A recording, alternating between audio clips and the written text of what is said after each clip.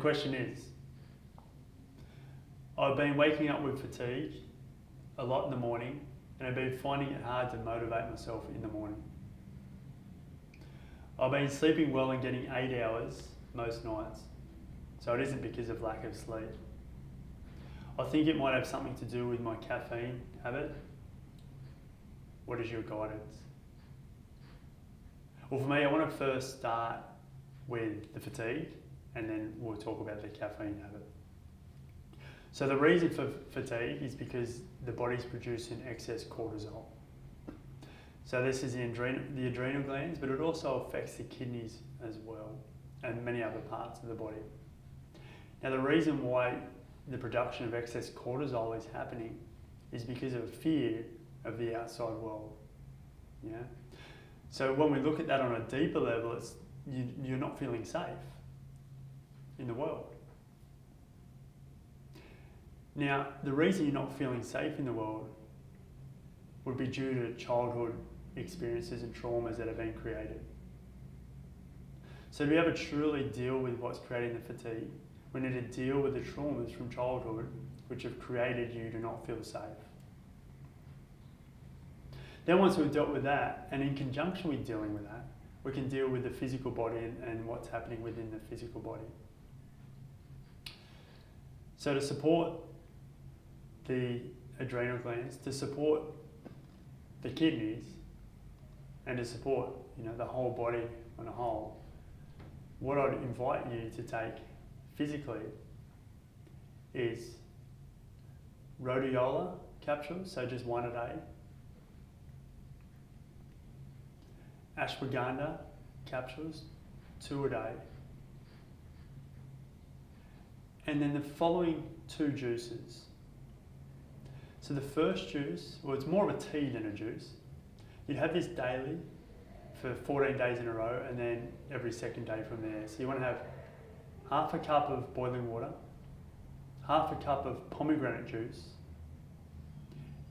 and half a teaspoon of crushed coriander to drink. That's going to support the kidneys. And also to support the kidneys is this following juice. And you want to have this every second day. And do this for 3 weeks, and then you shouldn't have to do it again. And I'd invite you to do this once every 3 months. And what it is 250 mils of organic tomatoes, 250 mils of sauerkraut, and 6 drops of essential peppermint oil. So you're going to juice that up, so it'll turn into a 500 ml drink, and drink that every second day. Now, talking and going on to the caffeine habit, what I want to share with you first is what having so much caffeine actually does to the body. Caffeine is like a drug, right?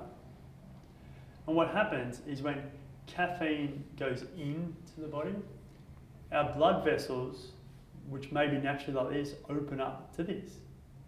So what that means is that more blood is moving through the body. So it gives the body a high. So, I've got all this blood. It gives us this adrenaline, this high, right? But 20 minutes after having the caffeine, the blood vessels contract. Because the body's received so much blood, now the body's going, there's too much blood, I need to stop the process of all that blood flowing through. So we go from this high, this peak, to this trough, this low. Because blood's not flowing through the blood vessels smoothly, it's having a burst, and then it's getting not enough. Too much, not enough. Too much, not enough. So imagine what's happening in the body is that blood vessels are opening, expanding, contracting, expanding, contracting. Too much, not enough. Too much, not enough. So when it gets to not enough, what happens is the body triggers you to go and have the drug, which is caffeine, because it wants more blood, because it's an addiction, it's an adrenaline rush, it's what moves the body in that moment. And this isn't healthy at all, because what happens then is when there's too much, the blood's moving too quick for the small intestines in the body to actually pick up the nutrients, the minerals and the amino acids. And when the blood vessels contract, there's not enough blood getting through, so there's not enough sufficient blood for the body to have the minerals, amino acids and nutrients that it needs. So what it creates is a nutrient deficiency, which then leads to toxicity in the body. So I'd invite you to reduce the caffeine intake and even look at coming off the caffeine now that you've got an awareness around the effects that it actually has on the body, because caffeine is just like a drug. Any illegal drugs out there, like cocaine, have got similar effects to coffee. Yeah, so it's like you're taking a drug. So I'd invite you to reduce that and slowly release and move your way off it. And if it's become a habit of having the coffee, if the actual coffee is more about the habit, yeah, look for a supplement to supplement that with. Look for a tea that doesn't have caffeine. Look for having chais or something like that which doesn't have the caffeine content in it. So if you want me to be able to support you with this even more, I know this guidance for you is huge now, will enable you to move through the fatigue, but to deal with the trauma, if you go to www.uniquecommunity.com.au, click on experiences, and I've got retreats, one-on-one intensives and courses which can support you to overcome and move beyond this fatigue. However, it can also teach you about the body so you can understand the body more, so you can help yourself without the need for anyone else moving forward, or you can even choose to help others.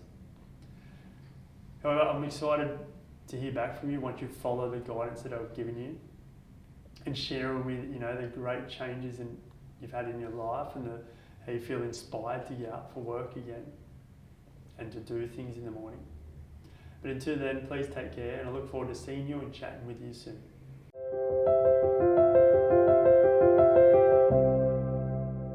Quick disclaimer, I'm not a doctor, however I have doctors that support me on the other side.